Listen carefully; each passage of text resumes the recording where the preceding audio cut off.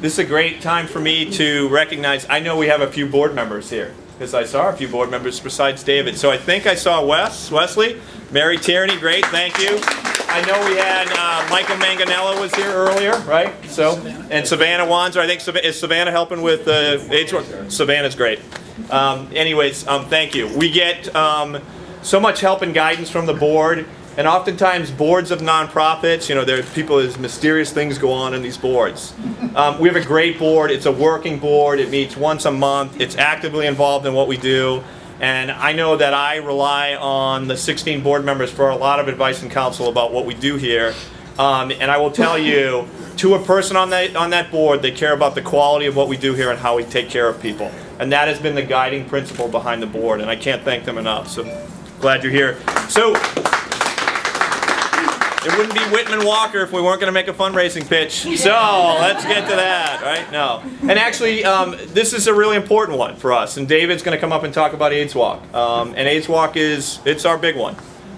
It's the one we look forward to when we mark the calendar early in December or January each year. We look forward to this one. This is a big one. It's number 25. There's a whole bunch of important reasons why it's an important one. And the one thing I'll tell you is that we'll look back a lot because it's an anniversary, and we'll reflect on the times, as David shared. We've lost a lot of people. We've lost a lot of loved ones, a lot of friends. But I will tell you, as we look to the future, we have more hope around this particular virus and how we're going to fight it.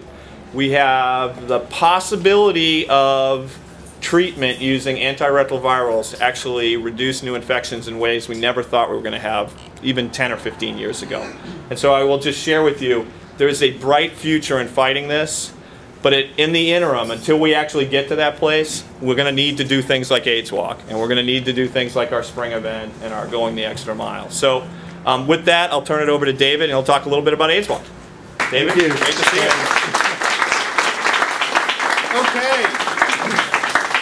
Well, unless you've been out of the country or in a coma, you've probably heard that a week from tomorrow we've got a little event going on, and it's just going to be us and about 10,000 of our new best friends.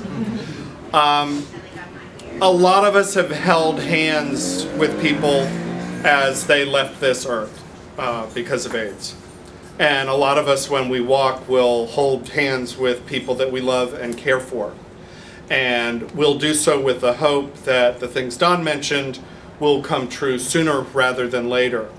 But none of it happens without money. And the money doesn't happen without people like you, and the people you know, and the people that you see on the street and ask them, hey, how much you pay for those shoes? Do you think you could make that kind of donation to support me for AIDS Walk? That's how we get to our $1 million goal. And we are well over halfway there. We've actually just tipped about $600,000, and we are going to cream that $1 million and have a great time doing it. The weather looks good, the people always look good, and we're going to have a really great program.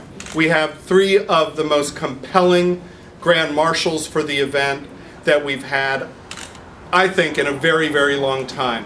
We have the executive director, who was the director of Whitman-Walker 25 years ago.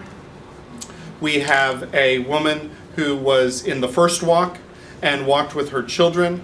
And we have an employee who has touched so many lives that I get choked up every time I think about it. The great work that he's done. And it is going to be a terrific event, and it's going to be one for family. So thank you for coming tonight. Please take a tour. You need to see this place. It is fantastic, and it's some of the best care in town. Thank you for coming. Have a good time.